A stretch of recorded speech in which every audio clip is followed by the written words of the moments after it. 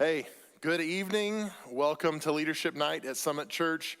I want to welcome those of you guys in the room. Also want to welcome all of you that are watching online. I appreciate you joining us, no matter where you may be or how you may be joining us. Appreciate it, and I hope the next hour we have together is helpful for you, and I hope it proves fruitful in terms of your leadership and your ability to influence others. So thanks for joining us so much. My name is Mel Massengale. I'm one of the pastors here at Summit Church. And if you're new to Leadership Night, we're typically what we do is we'll spend about 20-25 minutes just unpacking some leadership principles, and then we will spend the rest of our time just doing Q&A, talking amongst ourselves here in the room, and those that are online, you can submit some questions as well, and we'll do our best to get to those, and just walk through this. So we'll spend about 60 minutes together, and hopefully at the end of that, we prove to be better leaders. There's something that you might be able to apply to your leadership and to your position, whatever it might be, whether you lead a department or a company or a family or whatever it is, we want you to be a better leader. So let me pray over our time together before we get going, and we'll get started. Lord, thanks so much for bringing us together this evening. I pray your blessing on our time. I pray that it would be fruitful. Lord, I pray that we would be better leaders because of what we learn, that, Lord, we understand that these principles are biblical principles, and I pray that they would bear fruit in our work, in our families, in our communities, and I pray that we would help make the world that you have planted us in better because of this. So, Lord, have your way among us. In Jesus' name, amen. One piece of housekeeping I do want to tell you, this Saturday morning at 10 a.m., one of my personal coaches, Gerald Brooks, is going to be with us. He leads a fantastic church in Plano, Texas called Grace Church, and he is... He's a leadership guru, legitimately. He has a leadership podcast called the Gerald Brooks Leadership Podcast, and he will take biblical principles, unpack those, and apply them to leadership. And so I want to encourage you, if you like leadership podcasts, check out the Gerald Brooks Leadership Podcast. And I think a new one just dropped today.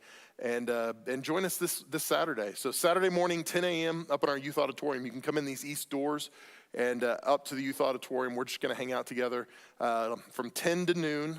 He's just going to share 2 or 3 different lessons with us, and we'll have some snacks and different things. And so you guys are invited. Really, it's for anybody who wants to grow their leadership. So feel free, join us on Saturday morning at 10 a.m. for that. Tonight, we're going to jump into this. One of the ideas I've been working on when it comes to Leadership Night is this idea of how do you lead through opposition? Because every leader is going to experience opposition. No matter what you're leading, no matter how big or small, you're going to have opposition.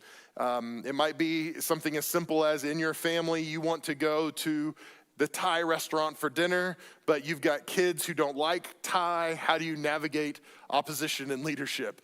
Or it might be something big, like in your organization, in your company. You're trying to lead in a new direction. You're trying to shift gears and do something new. There's going to be opposition. So I didn't want to just talk through how do we navigate opposition. I want to talk a little bit as well about what that opposition is, who it's from, and what that might look like. And so you probably have seen this at some point or another.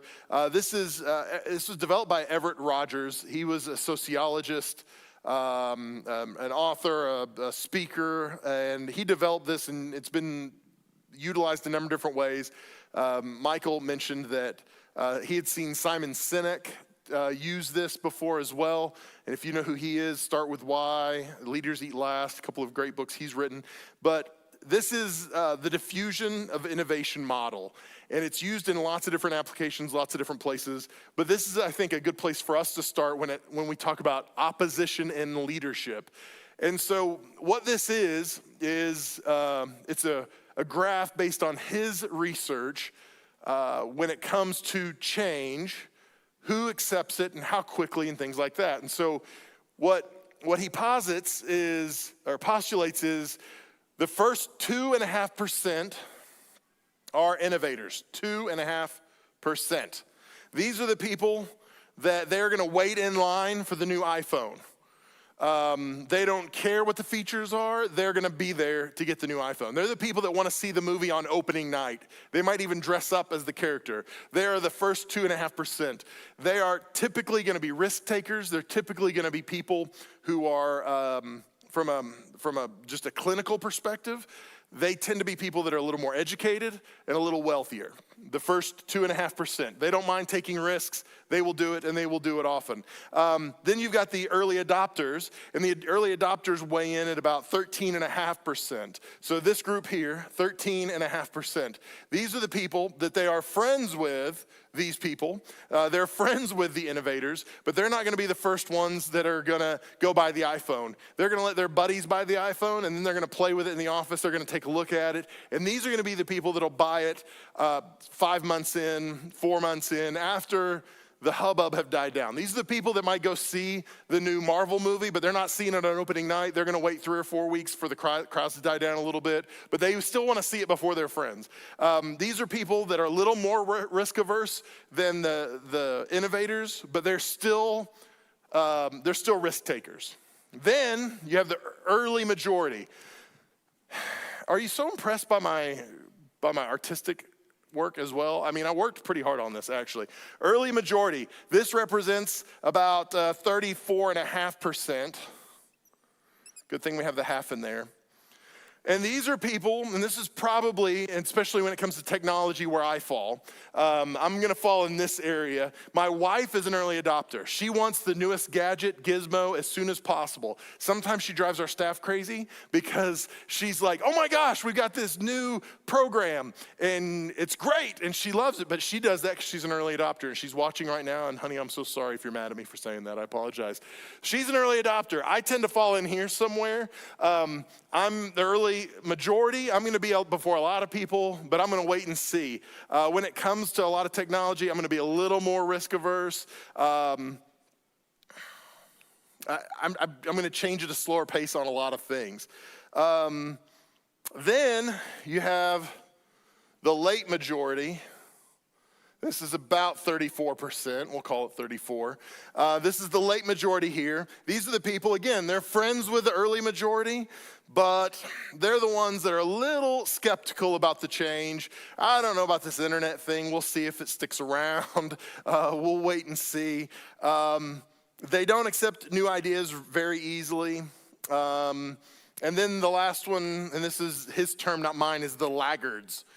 And the laggards come in at about 16%. 16%. The laggards are the people that they don't want to change. They want their flip phone forever. They want, they don't want Facebook and Twitter and Instagram. They want still MySpace or Zynga. Does anybody remember Zynga? I was hoping, CJ, you might remember. Oh, okay. Well, never mind. They want the old stuff. They want that back. Laggards are hard people to lead. They're resistant to change. They hold tightly to the things that they know traditionally. And now here's the thing. When we talk about leading through opposition, these people here are going to be easier to lead through change than these people here. These people, as long as you have a good reason why, they're going to jump on board relatively easily. These people especially. I was telling Michael about this beforehand. Even as a pastor here in our church, if I'm leading through, like when we did our building project back in 2015 and we built on our kids and youth wing back here, I approached these people on this end of the spectrum differently than these people on this end of the spectrum. Typically, those people on that end of the spectrum need less information. I can go to them with a one-sheet bullet points. Here's what's going on. Here's why we need to do this. And they're going to look at that and be like, yep, makes sense, let's go. These people on this end, I can give them a 10-page, 12 font, single space, double-sided. Here's all the things going on. Here's all the reasons why. And they might still be skeptical of why we would need to make the change.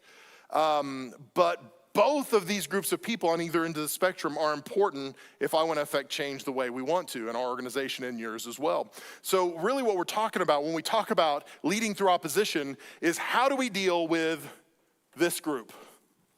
How do we approach people and lead people who don't want to change? And in fact, they don't want to change so much, sometimes they will be confrontational, and sometimes they're going to be hateful. What do we do about that? Because really, when we talk about opposition, there's passive and aggressive or active opposition. The passive opposition is going to be the people you know in your departments, in your businesses, in your companies, that they don't like the decisions, but they're not going to cause us to think about it. Well, I don't like it. I think it's dumb. Why would we do that? But that's fine. And then you've got active opposition, and those people are the ones that are having meetings after the meetings. So after the meeting, and you talk about it, and they're like, okay, everybody good? Yeah, no questions? No questions. They will go out after the meeting and be like, I can't believe they're actually doing that. Why didn't you say anything in the meeting? Well, it's none of their business, and I don't know why that's what's going on. That's active opposition. They're the people that might be sending anonymous emails that they get fired up over, we shouldn't be changing organization this way, whatever it might be. Bobby Kennedy said one time, he said about 20% of people are against any change. And it's funny because when you look at this is about 16%. And he's not far off according to the diffusion of innovation model. So really I just have some principles that I think apply to leading change, especially when we're leading change in opposition with this group here. The first thing I would say is this: include as many people as you can in the change, in the decision-making process. And this is hard for me to do because I am a leader that I see a decision, let's go do it, let's go. Like fire from the hip, it'll be fine, we'll figure it out. And so I want to get wisdom, but once, the second I think I've got it, we're going. And that is problematic at times, because when I've tried to lead change in our organization, there are people on this end of the spectrum who just feel like I'm a bully, that they feel like I don't care about their perspective. And so what I have to do is actively seek out people and talk to them, not for the sake of buttering them up, but to legitimately include them in the process.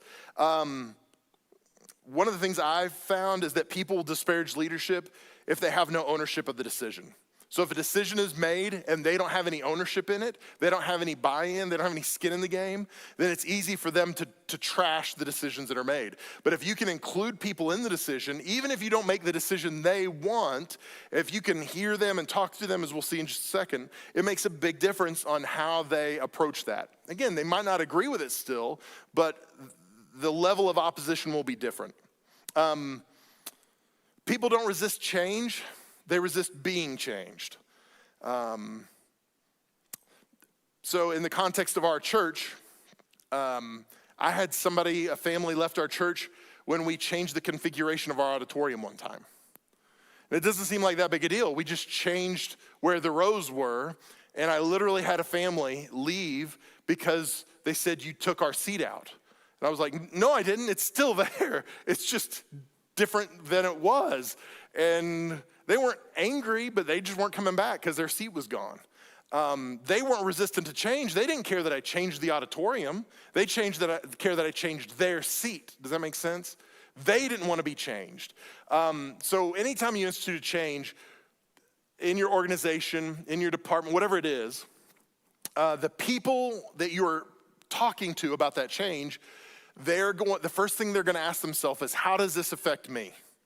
How does this affect me? How is this going to impact my leadership, my say in the organization, my access to key leaders?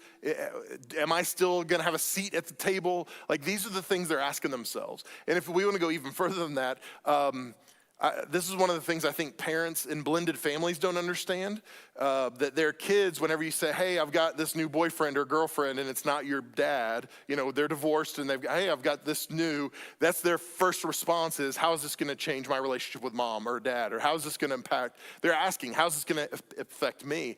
And that's what people in your organizations are doing as well. They're asking, how is this going to impact me? And so one of the most important things we can do as leaders to to stop opposition before we get there is to answer those kind of questions, to have those kind of conversations by bringing people in and having those talks. Because I know I can include those people right there, and they're gonna be like, pedal to the metal, let's go. But I'm gonna experience a lot of opposition from this end if that's all that I include. So it's important for me to include as many people as I can in the decision. And the reason I said it that way is because you can't include everybody. You can't include everybody in your organization in every decision, or you will grind to a halt. So figure out what keeps us nimble, how can we still make decisions, and then figure out what the number is for people in the room, and make sure you're getting some different voices in the room. People love change when it's their idea. I like change. I would say that I get excited about change until it's somebody else's idea. Then I'm like, whoa, I don't know about that. And I realize pretty quickly how much I actually am resistant to change and how I'm a little bit narcissistic when it comes to, like, I like my changes, but I don't like your changes. And so if we can help people see that this change is beneficial for them, and it is partly their change, it helps them buy in. So let me pause there for a second. With this first principle, include as many people as you can. Are there any thoughts or questions or feedback from the group, thoughts that you have? Maybe situations where you've seen that play out in your organization one way or the other. Maybe you didn't and it backfired, and maybe you did and it worked well. Yeah, Christy. Would it be a bad thing to target staff that's in that first half, like that you want to hire people that are always in the... No, not necessarily, but I mean, and when it comes to staff, you're gonna have people that move at times from place to place. Hopefully you don't have anybody in this end, but you're gonna have people that are gonna move all through this area at times. But typically I want people who are gonna be all in, who are gonna be high energy. But the reality is that's not everybody in your organization. And for you, your organization looks different than that too, because you don't always have control over who's in and out.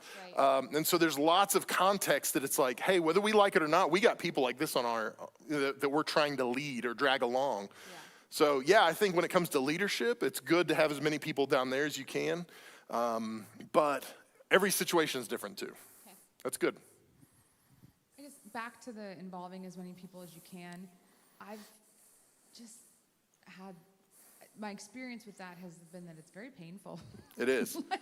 I worked at a law firm where 8 of us had to sit down and discuss every blessed thing that happened, and nothing ever got done. Absolutely. We just never did anything because we could never get anywhere on anything. So, I mean, is there value in maybe, I do agree with keeping people informed. I think one of the most upsetting things, what I've experienced in being an associate attorney or being on staff somewhere, is being completely left in the dark about anything that's going on within an organization that I work for. I think it's offensive and likely going to cause pushback once you unveil what the plan is. But are you so is there a balance between maybe keeping people aware of the change or the discussions about change versus actually having everybody engage in the discussion? Yeah, absolutely. So here, and I kind of reference this, but here's the line for me. I want as many people as can be involved and still allow us to make decisions quickly and efficiently. The second we cross that threshold, where now we become less efficient, it doesn't make sense for us to, when we start slowing down because we're adding more voices, that's when it's no, this doesn't make sense for us anymore. And so some of that is about communication. Some of it is about decision making. So some people, they're not decision makers, but you need to communicate some things to them.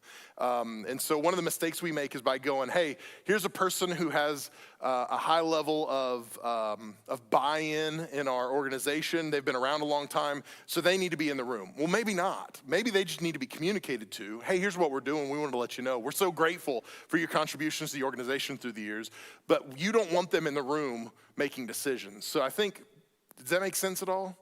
So I think, yeah, you've got to keep aware of what's best for your organization first and foremost, because then it can create more problems than it's worth. That's a good question. When you are trying to involve as many people as you can in on a decision, and maybe you're involving them at different levels. Along what dimensions do you organize your need-to-know basis? You make it sound like, for me, it's a lot more organized than it is. I think for me, it's kind of a gut feeling. And, anytime we're instituting big changes, I will probably go to my key stakeholders first. I'll go to the people who have, like our staff, our board is going to be involved in some of those, most of those directional decisions. But like people that aren't on the board but maybe used to be, I'm going to go have coffee with them and go, hey, I wanted to let you know, tell me what you think about that. Do you have any thoughts? Because I want them to feel like they've got buy-in on that. And so I'm not going to take everybody in our church to coffee and talk through that, but there's a level that I would go, yeah, they definitely need to. They can find out with everybody else in the church. But a lot of times with our big things, what we try to do is have about half of our church know before we make a public announcement, if that makes sense. So again, I think every organization is different depending on who you're dealing with and what you're doing. Good question. Anybody else have a question or feedback, thoughts about that, including people in that process? Okay. Number 2 would be ask good questions. And don't just ask questions, ask good questions. So when you get those people in the room, when you get the laggards and the late majority in the room, you ask good questions. I worked at an organization for about about two years, where I worked as a headhunter, just a recruiter. I was a corporate recruiter. So I got paid based on who I placed with companies. And one of the things that our company would tell us is sell problems, not solutions. And let me explain, because if I called the company, if I called an HR manager and said, hey, are you hiring? They might say yes. But then if I said, hey, do you need help finding the right people? They're gonna say no, because they go, I don't have a problem finding people. So what I have to do is sell the problem, not the solution, because I'm offering a solution to a problem they don't have. Because I'm asking, do you need help finding people? No, we're finding people. So typically what I would do is I would ask them, I would say, hey, you know what, if you don't buy anything, if we don't place anybody, that's great. I just want to build a relationship with you. I would love to hear your story. Tell me about your business. Tell me about Blackman Mooring Steamatic. Tell me about this CNC machine shop, whatever it is. Tell me your story. I just want to hear what you guys are doing and what you're up to. And people like telling stories. And so a lot of times I would get a hiring manager or maybe the owner of the company, and they would just start telling me a story. And inevitably during the story, a good story always has a hero, and a good story always has conflict. And when you get to that conflict, that's when it's easy to go, oh, there's the problem. They might not even know it's the problem, but there's the problem. And sometimes it would be something like, yeah, we hire people all the time. I'm hiring, about one CNC machinist a month. Wow, how come you have so many CNC machinists? Well, we just can't keep them. They just, they'll stick around a month and a half, and all of a sudden you go, well, there's your problem. They don't even realize I was trying to sell to something that wasn't their problem. I was offering an answer for a question they weren't asking. So what I had to do is go, oh, well, what might that look like if you stopped having turnover with your CNC machinists? Like, how would that change your company if you didn't have turnover like that? So now I'm asking good questions about a problem that they actually have. So a lot of times when you're leading change in your organization, we're answering questions that the people in our organization aren't asking. These people aren't asking, how is this gonna help us take more risks? They're asking, how is this gonna change my position? How is this gonna change what I'm doing? How is this gonna make me uncomfortable? And if we're answering that question, that's the wrong question. What we need to be identifying is the problem. Here's what the problem is with staying with where we're at right now. And it's helpful if you can ask the right questions to help them see that. So asking the right questions is huge. Asking good questions is really, really, really important to help you get to the root, because if you are just selling a solution that people on this end of the spectrum aren't buying, they're still gonna be unhappy whenever you institute the change. But if you can help them see, here's the problems, here's why we can't keep doing this, here's how it benefits you, then that makes it better. And it's even better if you're asking the questions that they're responding to. When we built this building, one of the things we had to do is pretty easy. Right after I came to Summit, we were out of kids space immediately. We had no more kids room. And so we were topped out, and it made it pretty easy to go, guys, look at the numbers. You know, I know we can't really afford to build right now, but we can't afford not to build right now. You know, so we talked through, here's the problem. And if we want to get to where we want to get, this is what we're going to have to do. And do we want to reach more families? Well, yeah, we want to reach more families. Okay, well, what do you think we need to do then? How would we go about doing that? If doing what we're doing right now is not the solution to help us reach more families, what do we need to do to reach more families? We probably need to build kid space. Yeah, we probably need to build kid space. And that's what we ended up doing. But it came back to asking the right questions that got us to the right response. So some of the questions you might ask are things like, hey, tell me your thoughts about. What do you think about this? What do you think it would take for us to accomplish this? Hey, if this solution that we're working on doesn't fix the problem, what do you think we should do next? Because then you're inviting them to be part of the solution, not just complain about the process. The great thing is the right questions will help you develop a dialogue about solutions, and it distracts people from just being cranky and defending the past. This is one of the things I've realized too. Most people that are opponents to the change that you'd like to institute or you feel like you're supposed to institute, they don't have a clearly articulated picture of their preferred future. They don't know what they really want. They just know that they don't want that. They want this right now. And so part of asking the right questions is helping them discover that there might be something better than what we have right this second. So a few thoughts on asking good questions. Any feedback, any questions? Anybody want to disagree with that? I'm happy for dissenting voices.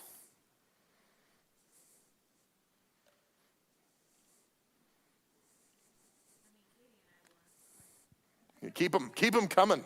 You two and Michael, you're the only ones that are going to ask questions tonight. Yeah. Hey, Michael, mic her up. I mean, I don't like to involve other people in decision making, and I don't like to ask other people questions because I don't want their opinion on it. So that might be a personal problem. There you go. But, okay, well, here's the thing, though. That might not be an issue depending on what line of work you're in. So some people, their organization, they're a single sole proprietor. They don't answer to a board. They don't answer to stockholders, shareholders, and they can make decisions. And they're not trying to lead 400 employees through something.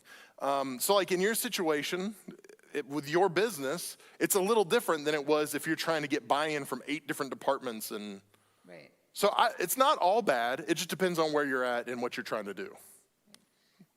So can you speak to if you're in the, because I have business partners, so I do,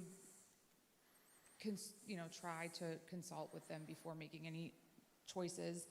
How do you handle adversity in those situations? Say somebody you're just not getting anywhere. That is such a broad question. Coming next month on Leadership Night. It depends. Are they your peer or are they somebody you're leading? A peer. And I'm not even speaking from personal experience. I guess it's just you're saying, like, in my situation, I have an equal partner. So I guess if I want change and they didn't. Yeah. You've got to have equal buy-in or you're not going to be able to make the change. But I think even in that situation, if I can say it this way, lead your peer, it still comes back to asking the right questions. Here's the thing. This might be an oversimplification. We don't crave things we've never had before. Like, I've never once been like, man, I want some rhubarb pie. Do you know why? Because I've never had rhubarb pie. I might think it's delicious, but I've never craved it before because I've never had it. And so the reality is we like what we know, and we push back on what we don't know. And so Henry Ford said one time, if I would have given people what they wanted, I would have given them a faster horse. And so sometimes it's helping see that the preferred future is better. And it might be a long process with a peer. With subordinates, you can do it by force. It's not always advisable. But with a peer, it takes a lot of like working together and talking and sharing. And so it might just be a long-term investment in leading those kind of changes. I will say that I do know that I make better decisions when I consult with my peers. Like, this is being recorded. Right. You're the best. No, what I love about that is you're like, I don't ever consult. I make my own decisions all the time, but I also acknowledge that my decisions are way better when I do. It's like, okay. No, that's all true. I've asked them to come here, though, so I'm sure they're not listening. I think we've had a real breakthrough tonight, Katie. I've learned, I do not like to ask other people's opinion. I don't like to consult with my peers, but I make far better decisions after doing so. 100%. I'm the pastor of this church. I don't like asking people's opinions. I want to do what I want to do. But it's way better when I ask people's opinions. So I totally get that. Anything else? Questions, comments, feedback? Practical application to situations like that? Okay. Let me jump into number 3. So after you ask good questions, you've got to listen to and value the responses. I know I've worked at places where I was asked questions, and then I could tell they didn't really care what the answers were. They just did it so they could say, well, we asked for your feedback. It was like, yeah, but you didn't do anything with the feedback.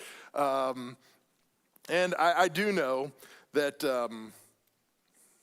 I don't know if anything is more demoralizing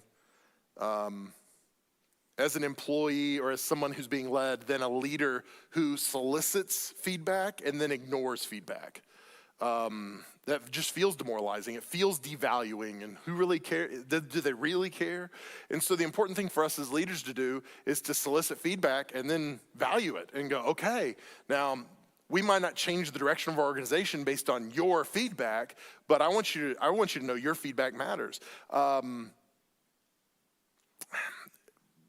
One of the things that's important to do, I think responses, responding to feedback, especially feedback you don't like, is important because we don't want to, like Katie illustrated. We don't want people to say, I don't like your idea. I don't like that we're going to do this. I don't like that we're doing it this way. We want everybody to affirm us. And so when somebody goes, hey, I think we're doing it the wrong way, it's easy for us to dismiss that. But that's where I know for myself, it's more important for me to lean in those moments and ask questions again, like, hey, okay, I'm not sure I understand your point of view. Would you help me understand that? Help me understand what you're trying to say when you say, and repeat it back to them. And I found that will do a couple things. Because my initial response is to take things personally, because I'm a human being. So when somebody says, I don't like your idea, what I hear is, we hate your guts. Like, that's what I hear, right? And so I have to take a deep breath and take a step back and go, okay, no, really help me understand what you're trying to say. And that gives me an opportunity to settle down and go, oh, okay, here's what they're really getting at. Because then that helps them feel valued and helps me process what they're saying a little differently. When I said value, do your best to find solutions that show your opposition that you're looking out for them too. It's easy to go, hey, these people don't matter because they're just in the way. They're obstacles to us doing what we want to do. But if we understand they're an important part of our organization, they're not evil, they're not bad, they just don't see things quite the way I do, then it helps us value their points of view and perspective. I've said this before, and I probably have said it in here. One of the things I had to do in leading our congregation was there were people that literally built this building. This building we're in tonight, there are people that built it with their own hands that are part of our church. Because when they built this building, our church didn't have the money to hire contractors and general contractors and subs and all those kind of things. And Bob was around for that. You remember this. Bob was part of the history. So they didn't have the money to hire, so they had to do it themselves, and it was a long process. So when it came time for us to build the kids and youth wing, and when we built and renovated Blairsville, I had some people that said, hey, we can save a lot of money if we do it ourselves. And I told them, I appreciate that, but we don't have time to take 2 years to build something. We need to do it quicker. We've got the money, we don't have the time. Back then, we had the time, we didn't have the money. Now it's different. And so one of the things I had to do is help them understand your position is still valuable. Just because you're not building the building, your position is still valuable. And I might have said this from stage not too long ago, but one of the things I had to tell some of those folks is you're still valuable and important part of our organization. We just don't need you to build the building like we did before. Now we need you in a different kind of role. And I equated it to this idea like when my daughter Abby, she's a sophomore in college, when she was a baby, I had to take care of her. I had to feed her, I had to change her. We had to do everything for her. Now I don't have to feed her and change her and do everything for her. But she still calls me sometimes and she's like, hey Dad, what do I do about? But I'm not feeding her. She can do that herself now. So she needs me, but my role has changed, and she needs me differently than she did when she was an infant. And so that's one of the things I've tried to share with people in our church, like, hey, if you've been here a long time, we need you differently than we did 20 years ago. We need you, but it just looks different. And that's hard for some people, but it's important for us to value them and say, hey, your contributions, your part is still really important.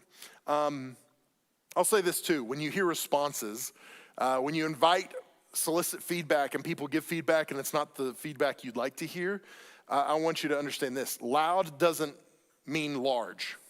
So just because there's a loud group of people who don't like what you're doing doesn't mean it's a big group of people. A lot of times the loudest people are the smallest minority. Typically, in my experience, it's about 1 or 2% of your organization doesn't like you very much. And that's about it. But 1 or 2% might as well be 80% is what it feels like if they are a loud vocal minority. So yeah, listen and value the responses. Thoughts or feedback on that? Questions? Mark, you're really quiet tonight too. Usually you're a wealth of questions and knowledge and feedback. All right. Haven't heard from Bob tonight either. You guys.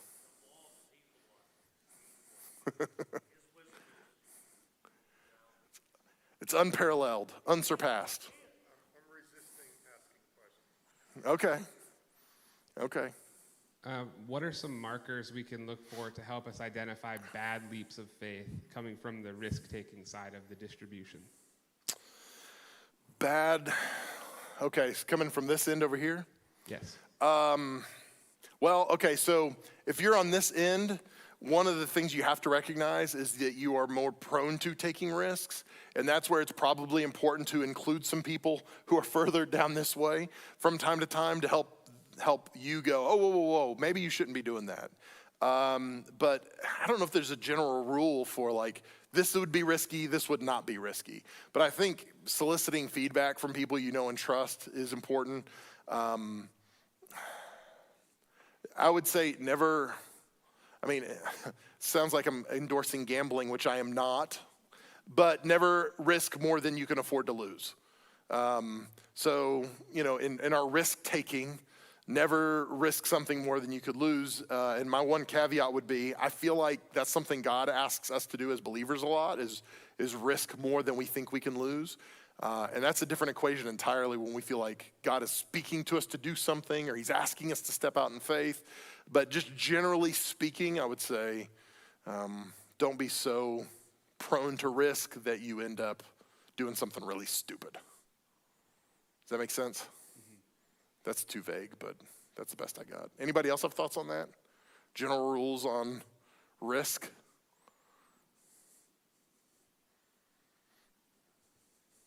You guys are so quiet. It's because the college kids are here. It's okay. You got one, CJ? Before we get to number 4, CJ.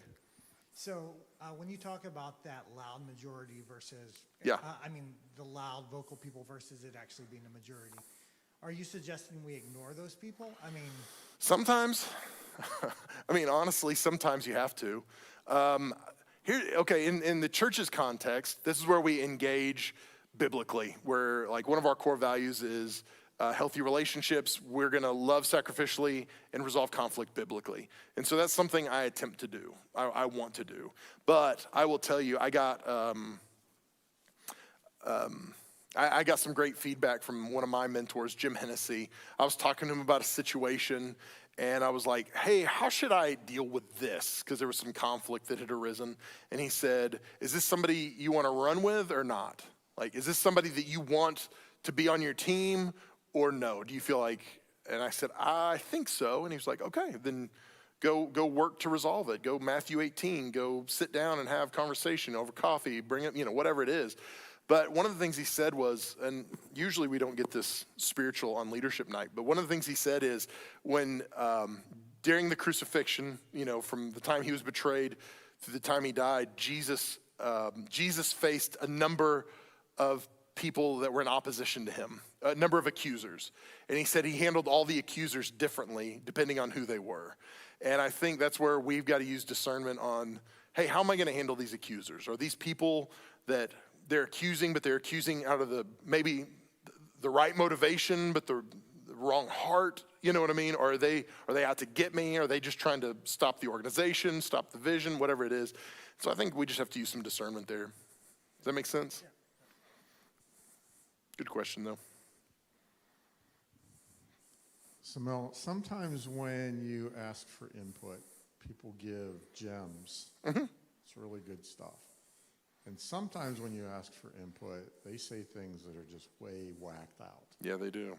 So how do you personally still value their input when their input is like out in left field? That's where I would probably shift to them personally, where instead of saying, man, that was such a great idea, when everybody in the room knows it was a horrible idea. That's probably where I would shift it to, man, I so appreciate you being a part of this group. Thank you for being part of this team. I appreciate who you are. I appreciate what you do, and your value to this organization is so, it would be like that, because hopefully that would be the truth. But I would probably shift it. And a lot of times, if we're honest, most people, I don't think, are so unaware that when they say something really dumb, they think it was brilliant. I think a lot of times people get stuck in a moment and they feel like they've got to contribute. And so they throw something out. And usually if it's dumb, they know it's dumb.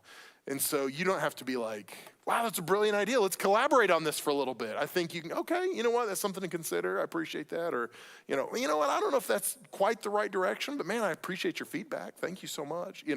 I think you can do something with like that without it feeling like I'm handcuffed to explore this for the next half hour. That's normally how I would handle it. Because again, I've seen some people in groups that threw some things out, and if they would have been honest, they would have just been like, forget it, never mind, because they knew as soon as they said it, like, oh no, so that's a good question though. Okay, let me jump into number 4. Number 4, focus on solutions, not the opposition. And when you're being opposed, when people don't like what you have to say, don't like your plans, don't like what you have to do, it's easy to focus on them, especially when it's that vocal minority. But focus on the solutions instead of the opposition. Drama, because I love drama. My staff knows, man, there's nothing I hate more in this world than drama. But drama can shade the facts. So when there's drama, it's easy to see things in a cloudy kind of way. And we end up making questionable decisions when we're influenced by keeping opponents happy. So if all we're trying to do is keep the opponents at bay, keep the pagans from storming the castle, then we're in trouble. And so we have to focus on the solutions more than just the emotion and the drama and how can I keep these people from a coup attempt. And so a couple of questions I would ask in order to help regain focus is, what is our desired outcome? What do we want to happen? And then the second question would be, how are we going to get it done? And that sounds really basic, but it is really basic. And sometimes you just got to get back to basics when things are complicated. And so clarify, what is our desired outcome? As a church, it's amazing. Every church in America, if you ask them what they're about, they're going to have some variation of, we want to win the lost and disciple people for Christ or something like that. So all of their vision would be the same. All of their goals, their desired outcomes would basically be the same. And people aren't going to get sideways about your desired outcomes. So if you're in a meeting and they're like, what's our desired outcome? Well, our desired outcome is to double profits in the next quarter. Everybody's going to be like, dang, that's great. Let's double profits in the next quarter. where people get sideways is the next part. How are we going to get that done? Because that's where people go, whoa, wait a second. And this is where churches across the country, we can agree on, hey, we want to win the lost and disciple them for Jesus. But then people get sideways over how are we going to do that. People were excited about, we're going to reach lost people. But then when we tell them how we're going to do it, they're like, whoa. Because then they're going, how does this affect me? How is this going to impact me? And if we get a bunch of people in here, I might not get my seat or whatever it might be, right? So people are going, this is about me. And so just understand that's going to happen. When you ask these questions, there's going to be largely a lot of resolution on the first, and it's going to get a little hazy on the second. And that's where you're going to have to lead with conviction when it comes to that part. I will say this. Incremental change leads to incremental results. So sometimes we're tempted to go, okay, we wanted to take this big leap, but we have these opponents that don't want us to, so we're just going to take this little step. And that's fine if you're okay with incremental results. But unfortunately, a lot of organizations need a big change, and we settle for a small change because we just don't want to make people unhappy, and we're trying to keep everybody in the same place. So I would encourage you, focus on solutions, not on the opposition. Comments? Questions? And we can take some more time to unpack this after the last one. I got one more after that. But questions, comments, concerns? Let me jump into number 5. Number 5, this one's really easy. Stay positive. It's hard to stay positive when you've got people sending you hate mail, when you've got people trashing you in the office, when they're having the meeting after the meeting, and you walk up and they, hey, like, it's hard to stay positive because you just want to throat punch somebody. Let's be honest, right? But you can't. You stay positive. Stay focused on the things that are really important. Normally, resistance isn't personal. They're not out to get you. They don't hate you. They're thinking about themselves. Well, this is going to impact me, and it's going to make me uncomfortable. Then this is something I don't want to do. And the reality is most people don't crave change like leaders do. Leaders crave change because leaders see the results of the change. It's easier for a leader to see the good that's going to come from the change than it is for a lot of people in the organization. But the fear of opposition will derail more leaders than the actual opposition will.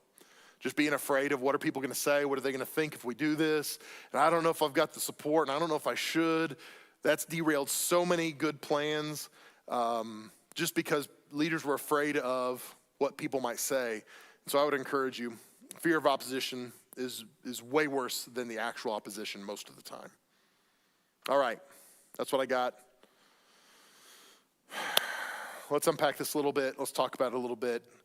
What does that look like in your organizations? And I know we've got a number of different organizations represented in the room. How do you lead change in your organization when there's opposition? What does that look like?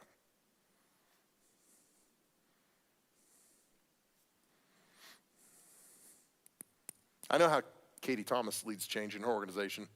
She just lays down the hammer. Here's what we're doing, people, whether you like it or not. Like one of the things that I've had to do whenever I'm thinking about doing something that I know that it's going to take a little while for people to see the value in is ask myself if I see the value in it myself to begin with, and if I can sell myself on it, and if I can articulate the future that way, then I just have to be okay with the fact that, you know, I think sometimes people want to go into a room and pitch their idea and immediately have full support and maybe investment and all of that stuff. And sometimes what it takes is to show, okay, I believe in this idea. I think it's going to work. I'm going to carry it out whether you're with me or not. And then once you show that boldness and they see that you're willing to spearhead it and you're willing to lead it, and maybe they don't have to take on an additional workload to see it through, that they're much more interested in getting behind it. For sure. Okay, so back to these groups. One of the hallmarks of both of these, the early majority and the late majority, is they are waiting for the group in front of them to make the decision. So the early majority will come to their decision. They will buy into something when they see this group do it. When this group does it, then it becomes acceptable for this group. When this group does it fully, there are enough peers between these two groups that the late adopters go, okay, the normal people have it. It's not just rich people. It's not just the elite. Normal people are doing this now, and that's when this group does it. And so what you're saying, I think, is 100% true. I think when there's proof of concept, it makes it easier. It's less risky, right? When you go, hey, we've done this, it works. People go, oh yeah, why wouldn't we do that? But even in your organization, the more wins you have, the more times you've been successful, the easier it is for people to go, yeah, I'll take a risk on that. We'll go out there and let you do something crazy because you've had this string of successes. So Yeah, I think the mistake sometimes people make is they might have a really good idea that actually is a good idea. Yeah. And they think that the merit of the idea is enough for people to buy in, when really that's only like half the battle. Yeah, you yeah. might have a good idea, but if you're not good enough to carry that idea To execute out, it, they're yeah. not going to come on. And so you have to either have like demonstrable wins behind you, or you have to go out and just win Yeah. anyway, and then they'll see that, okay, well, it is a good idea, and he also is able to carry it out. One of my least favorite things as a leader is when somebody brings me a good idea that they want to do that they can't execute. That is painful. And I've had that a number of times through the years, that somebody's like, hey, we oughta, and I feel I'm supposed to, let's go. It's like, oh, God. Oh, I want to, but I can't. And it's hard, but oh, man. So, yeah, that stuff stinks. But, yeah, if you can prove it and just work it out, that proof of concept is huge. That's good, Michael. What else? This isn't necessarily something I do, but something I see in our organization is that the first level of people that hear the idea for change, you've had to like earn to be in that space. Uh-huh. And so you're more excited to hear that the change is coming or could happen, or they value your input. And then by the time it gets to the middle half of the company, like all of those people are so excited. So that's kind of how I see. Yeah. Yeah, and it's not, oh gosh, we live in a world that wants everything to be even, and that's more merit-based. Like, hey, you've earned the right to hear this information first. I don't think there's anything wrong with that. It just, if you're one of the people hearing it with everybody else, it might stink, but part of me feels like, well, that should be motivation. Go earn your way into the other group so you can hear about it first. So. And if there is pushback, it's from a much smaller group, and so then it doesn't even make it. Yeah. Which is obvious, and you're going to say, that's a great comment, Christy.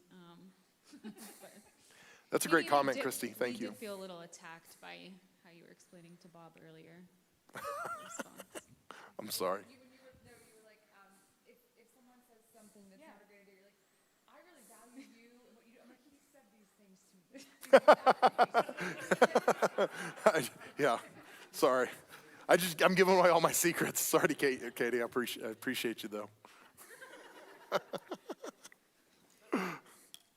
Have I ever told you how much I love your kids, Katie? Oh God.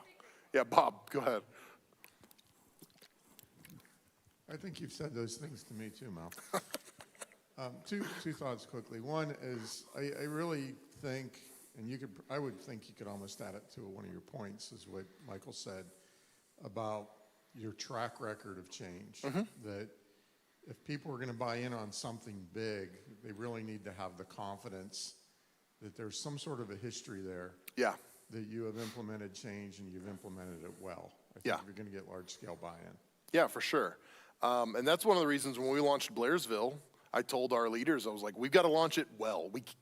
We can't whiff on this one, because if we don't do it well, we're never doing another one. So if we're ever going to get one right, this is the one. We're going to get this one right. And I think you're right. I think that earns you the right to take risks, and it makes it easier for people to buy into that, for sure. Yeah, that's good. The other thought is I've been involved in church settings where there was kind of the idea that we should be able to do this unanimously because we're all the family of God. Yeah. And I don't think that that's realistic. I think it ends up becoming leadership by opposition. You end up having the people with the louder voices, the small majority, keep you from going anywhere rather than being able to forge ahead. So I just think sometimes we've got to adjust our expectations. You know, in an ideal world, we get complete buy-in. Everybody wants to go with us. But realistically, that's not going to happen all the time.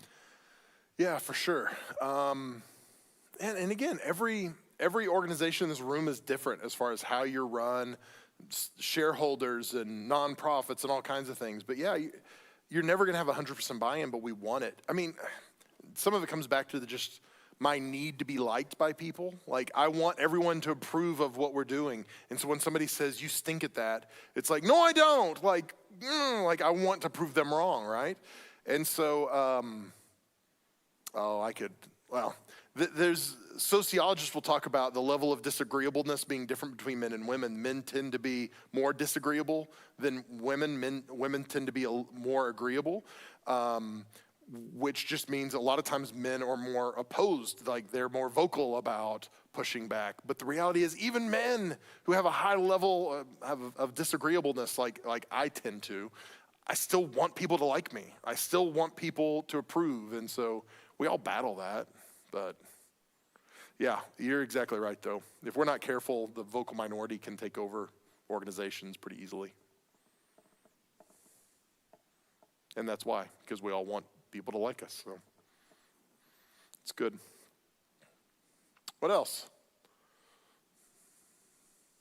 As a risk taker yourself, what are some ways that you prepare in advance for unforeseen negative consequences to a decision?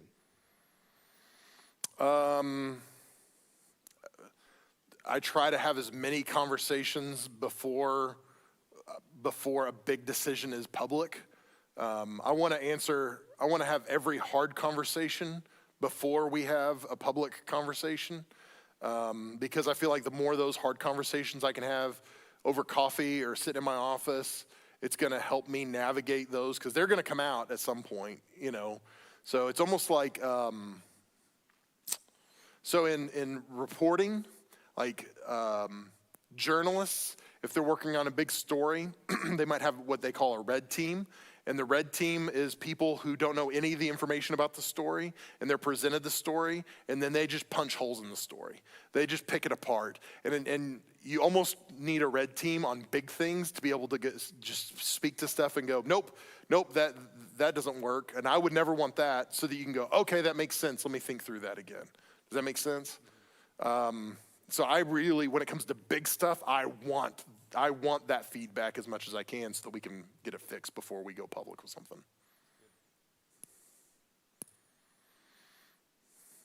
I did not expect to mention red teams tonight, but there you go. Got a couple more minutes. We got time for another question or comment or feedback or whatever.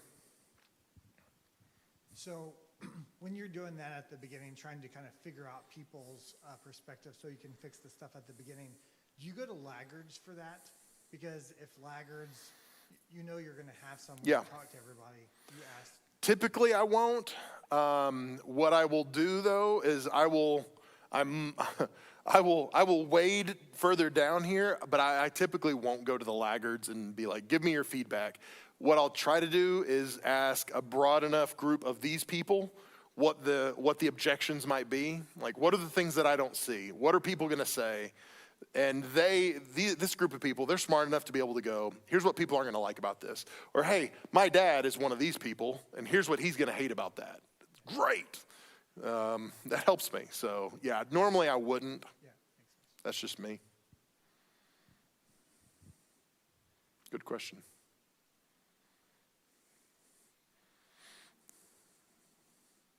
Have you met many people who are on the early side of the distribution who are just chronically make bad decisions and kind of masquerade as risk takers? And if you do, how do you rein those people in? That's funny. Wow,